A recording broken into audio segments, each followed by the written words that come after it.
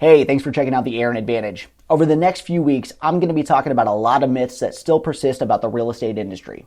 Stay tuned for part 1.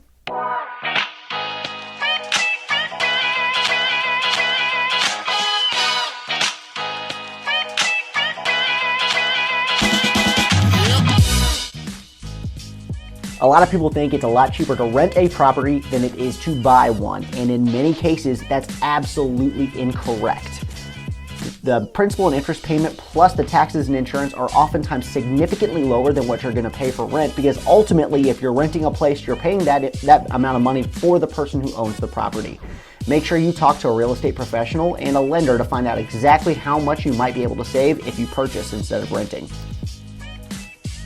I've been talking about the inventory shortage we've had for multiple years now, and we all know that the prices are going up. So a lot of people think now is not the best time to buy.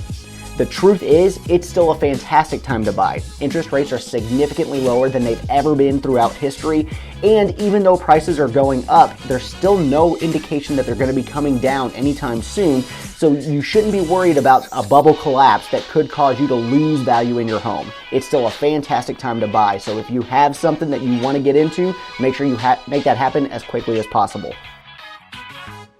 I have been talking about this myth in particular for years. There are tons of options available for people to purchase and even build new homes that do not require a 20% down payment.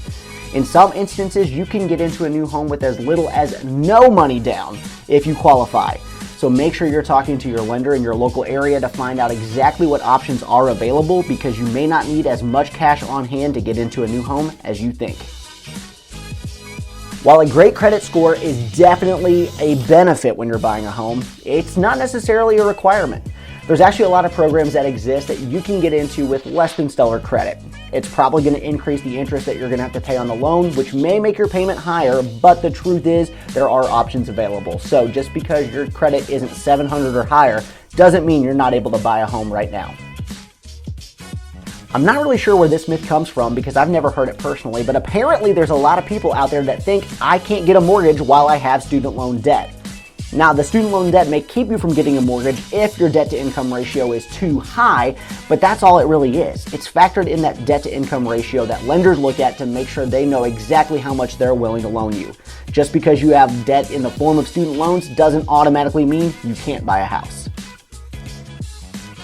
This is definitely not the case in most places.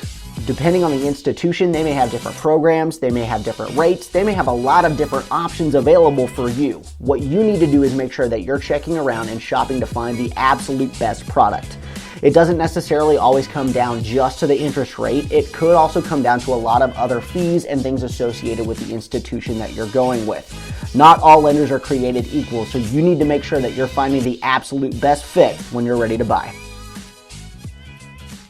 This is a myth that I deal with all the time, still to this day, even a highly competitive market.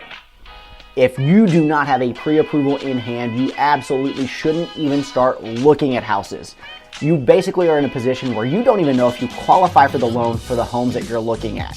You're doing yourself a disservice if you start looking for a home without having your pre-approval in place, so make sure you get that step taken care of first and then start looking for a home.